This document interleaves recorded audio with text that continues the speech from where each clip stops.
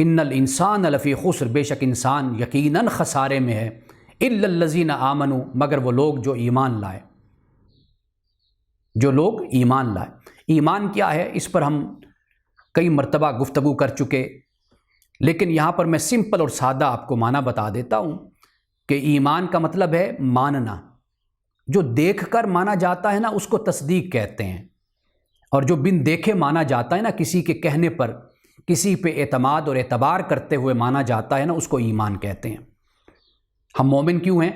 اس لیے کہ ایک مخبر صادق نے، ایک سچے انسان نے، ایک خبر دینے والے نے، ایک سچے خبر دینے والے نے اور ایک امین خبر دینے والے نے، یعنی رسول اللہ صلی اللہ علیہ وسلم نے فرمایا میں اللہ کا نبی ہوں، اللہ کا رسول ہوں، اللہ نے مجھ پر وحی کی، اللہ واحد ہے، ایک ہے، آخرت کے بارے میں بتایا، تو ہم رسول اللہ کے کہنے پر، آپ کے فرمان پر ہم ایمان لے آئے۔ اور مانا کیسے؟ یعنی عقل سے ہی مانا، ہم نے سوچا، ہم نے سمجھا، ہم نے دیکھا، ہم نے آپ علیہ الصلوۃ والسلام کی زندگی کو دیکھا، آپ کے ماضی کو دیکھا، فقد لبثت فیکم عمرا من قبل افلا تعقلون، کہ میں نے اس سے پہلے کی زندگی تم میں گزاری ہے، کیا تمہیں عقل نہیں ہے؟ سوچتے نہیں ہو اس بات کو کہ میں نے جب 40 سال میں کبھی جھوٹ نہیں بولا، کبھی میں نے کذب بیانی کا سہارا نہیں لیا، کبھی دھوکہ نہیں دیا، تم سب لوگ، میجورٹی سب لوگ، سب کے سب اس بات پر متفق ہیں کہ میں صادق اور امین ہوں۔ میرے اعلان نبوت سے پہلے تم اپنے فیصلے میرے پاس لے کر آتے تھے، تمہارے بڑے بڑے فیصلے میں نے کیے، تم مجھ پر ایمان، تم مجھے سچا مانتے تھے، اور میری زندگی میں تمہیں کبھی بھی کوئی ایسی بات نظر نہیں آئی کہ جو قابل اعتراض ہو۔ تو پھر آج میں یہ اعلان کر رہا ہوں کہ میں اللہ کا نبی اور رسول ہوں اور مجھ پر وحی اترتی ہے، تو ایمان لاؤ، مانو۔ تو یہ ہے اصل میں ایمان۔ باقی دیگر سفر پھر اس کے بعد کی باتیں ہیں جن کی طرف قرآن بھی ایک انسان کو، ایک مسلمان کو متوجہ کرتا ہے۔ علامہ اقبال رحمۃ اللہ تعالیٰ علیہ کی یہ بات بڑی بیان کی جاتی ہے، اور آپ سے منسوب ہے یہ بات، کہ کسی نے آپ سے کہا کہ اللہ کی ذات پر دلیل دیجئے کہ اللہ ایک ہے یا اللہ کی ذات موجود ہے، کیونکہ علامہ اقبال کا تعارف تو یہی ہے نا کہ آپ فلسفی بھی تھے، شاعر بھی، فلسفی بھی، اور خود کو قرآن کا طالب علم بھی کہتے تھے آپ۔ واقعی آپ ایک بہت بڑے گزشتہ صدی کے ایک بہت بڑے اسکالر اور بہت بڑے انسان تھے آپ۔ جب ان سے یہ سوال کیا گیا کہ اللہ کی ذات پر کوئی دلیل دیجیے، آپ دیکھیے کہ کتنی سمجھداری کی بات انہوں نے کہی۔ انہوں نے فرمایا، یعنی ایمان کی یہی بات ہے، فرمایا کہ مجھے تو رسول اللہ نے کہا اللہ ہے، تو میں نے تو ان کے کہنے پر مانا اللہ ایک ہے، اللہ ہے، اللہ کی ذات موجود ہے، اللہ واحد ہے، میں نے تو رسول اللہ کے کہنے پر مانا ہے۔ یعنی کوئی دلیل ایسی نہیں دی، کیونکہ دلائل تو پھر دیے جاتے ہیں تو وہ تو رد ہوتے ہیں، پھر ان کا جواب دیا جاتا ہے۔ ہمارے ہاں علم الکلام وجود میں آیا، وہ اسی طرح وجود میں آیا نا، کہ اعتراضات کیے گئے، پھر اس کا جواب دیا گیا، پھر دلائل دیے گئے، پھر وہ رد ہو گئے، پھر ان کا جواب دیا گیا۔ لیکن ایمان کیا ہے؟ ایمان یہ ہے کہ رسول اللہ نے فرمایا اللہ ہے، تو علامہ اقبال کہتے ہیں کہ بس میں نے تو رسول اللہ کے کہنے پر مانا، اس لیے کہ وہ مخبر صادق ہیں، وہ سچے انسان ہیں، اور ان کی زندگی خود اس بات کی گواہ ہے اور دلیل ہے، تو میں نے تو آپ کے فرمانے پر مانا ہے بس، یعنی میرا تو سارا ایمان اور ماننا رسول اللہ پر ہے۔ یہ ہے اصل میں ماننا۔ اب اعمال صالحہ کیا ہوتے ہیں؟ الا الذین آمنوا وعملوا الصالحات۔ اب جب ایمان لے آئے تو اعمال صالحہ اللہ تعالیٰ کے احکام قرار پائے۔ رسول اللہ نے جس کو اچھا فرما دیا وہ اچھا ہے، اور جسے رسول اللہ نے منع کر دیا اور کہا کہ اللہ نے کہا کہ یہ حرام ہے، تو وہ حرام ہو گیا، ممنوع ہو گیا، بات ہی ختم ہو گئی۔ تو اب اعمال صالحہ کی تعریف کیا ہوئی؟ اعمال صالحہ کی تعریف یہ ہوئی، اللہ کے دین نے جسے کہا کہ یہ اچھا ہے، یہ صالح ہے، یہ مثبت ہے، یہ خوبصورت ہے، یہ جمیل ہے، یہ انسانیت کے لیے فائدہ مند ہے، وہ صالح ہو گیا، اور جو منفی ہے، ممنوع ہے، حرام ہے، وہ صالح کے خلاف ہو گیا، وہ فاسد ہو گیا۔ یہ تعریف اب ہو گئی۔ تو الا الذین آمنوا وعملوا الصالحات، مگر وہ لوگ کہ جو ایمان لائے، وعملوا الصالحات، اور انہوں نے اچھے کام کیے۔ اب اس کے بعد کیا فرمایا؟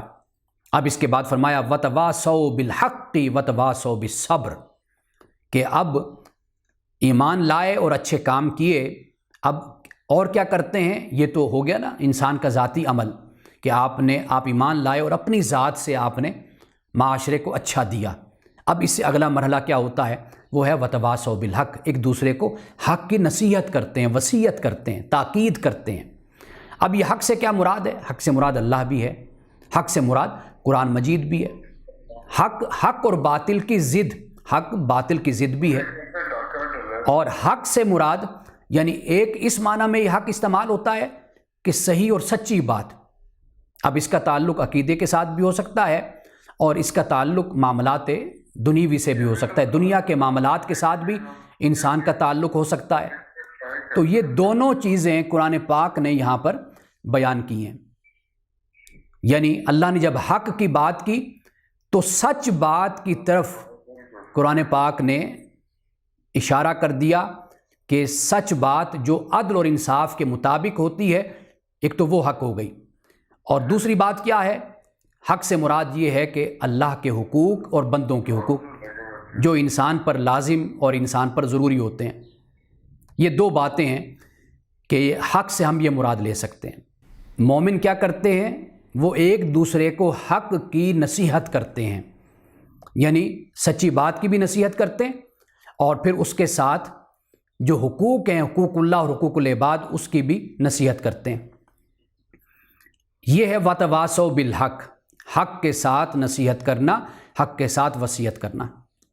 اب اس کے بعد وتواصوا بالصبر، اور صبر کی بھی ایک دوسرے کو نصیحت کرتے ہیں، ایک دوسرے کو وصیت کرتے ہیں، ایک دوسرے کو تاکید کرتے ہیں۔ اب پہلے اللہ تعالیٰ نے فرمایا کہ مگر وہ لوگ جو ایمان لائے اور اعمال صالح کیے، اچھے کام کیے۔